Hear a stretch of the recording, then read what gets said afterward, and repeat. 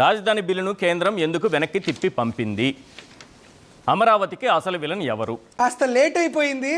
మాచర్ల నుంచి వచ్చేటప్పుడు కాస్త లేట్ అయింది. నేనేమో అక్కడ మాచర్లలో సీ ప్లేన్ ఎక్కేసి భవానీ ద్వీపంలో దిగాను.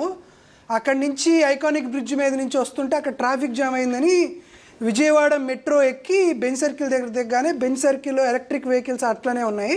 ఎలక్ట్రిక్ వెహికల్స్తో సాక్షి స్టూడియోకి వచ్చేసేసాను. ఈలోపు టెంపరేచర్ని బట్టి వాతావరణాన్ని బట్టి మొత్తం అమరావతిలో ఆ టెంపరేచర్ అంతా ఆటోమేటిక్గా అదే అడ్జస్ట్ అయిపోయింది సార్.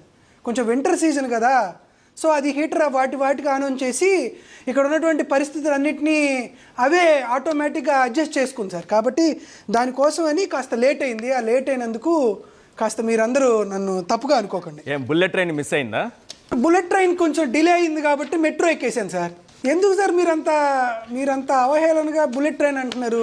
ఇవన్నీ అవలేదా? మీరు ఇన్ని చెప్పిన తర్వాత ఒక్కటైనా నేను అయిపోయింది కదా సార్. ఇప్పుడు కొలంబోని మేము కడిగేసాం, వాషింగ్టన్ ని మేము వదలగొట్టాం, ఇస్లామాబాద్ ఇరిసేసాం, అసలు ఢిల్లీని తలదన్నే రాజధాని కట్టేసాం.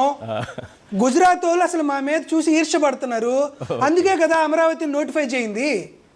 ఊరికినే ఉందా రక్తం మరిగిపోతుంది.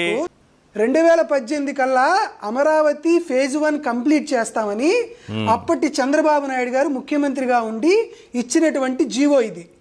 ఇది కథ. మరి మేము ఇవన్నీ ఇక్కడ లేవని చెప్తే నాగార్జున యాదవ్ ఆ తెలుగువారి ఆత్మ గౌరవాన్ని ఇబ్బందులకు గురి చేసినట్లు అవుతాం. మేము అమరావతికి వ్యతిరేకులు అవుతాం. మేము అమరావతిని అడ్డుకుంటున్నటువంటి దుష్టులు అవుతాం, దుర్మార్గులు అవుతాం.